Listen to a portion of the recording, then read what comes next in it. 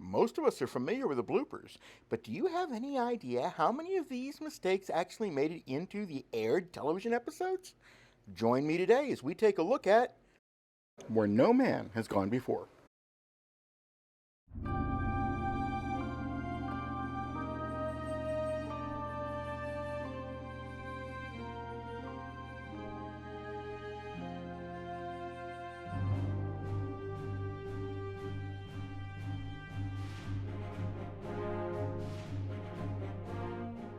So in this first scene, we get a very unusual look at the turbo lift from a top-down shot, which shows us that the turbo lift and the hallway are connected.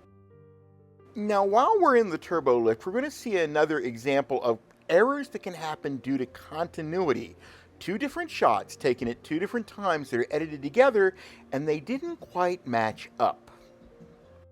Now, the first thing I want to call attention to, she's holding cards as she's getting off the turbo lift. But immediately afterwards, the camera angle shifts, you see them come out of the turbo lift, and she's no longer holding the card. But that's not all. We get a 2-for-1 in the same scene.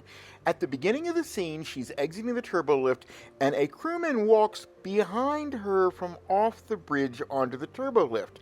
When the camera angle reverses and we watch from the bridge looking back at the turbo lift, she exits out of the turbo lift, and then the crewman goes behind her and gets on the turbo lift.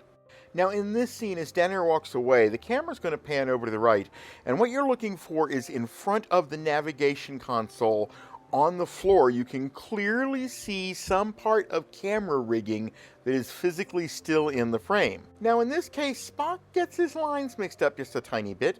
He mentions up front that the tapes are burned completely out, so he has to go back to the memory banks. Tapes are burned out, trying the memory banks. Then he talks about retrieving information from the memory banks. Getting something from the recorder now. But then he comes back and says, and I'm having difficulty reading the tapes. Well, of course you are. You just said they were burned out. I'm not getting it all. The tapes are pretty badly burned. Now, in this scene, we watch along with Kirk and Spock as our friend Gary Mitchell appears to be speed reading an enormous amount of data and just taking in as much as he possibly can in a very short time. But the problem is, he apparently did not attend the Evelyn Woods School of Speed Reading. If you look closely at the screen, he's looking at the same 3 pages over and over again. Okay, and now taking a trick right from Harry Houdini himself, when our friend Gary Mitchell gets up off of bed, you can clearly see that he has an undershirt on underneath his uniform. However, when they manage to subdue him and drag him onto the transporter here in a moment, you're going to see clearly a shot of his back. No undershirt.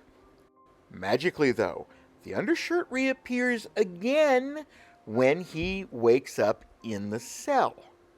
Now, the other thing I'd like to point out is take a look at artificial gravity at work. He is unconscious, and yet he's standing up unassisted on the transporter pad. Now, in this case, somebody obviously forgot to read their notes.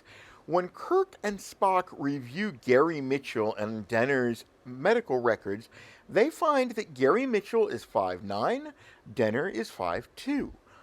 Yet, in this scene where the two of them are seen side by side in the cell, you can see she's actually the same size as Gary Mitchell. In this scene, I don't know what to tell you, except it looks very strongly like the communications officer behind Shatner has fallen asleep at his set position. Now, I know this sounds stupid, but there were actually cases of extras falling asleep on the set during filming. Now, in most cases, these were reported with extras who were lying on the floor at the end of a fight scene or sometime.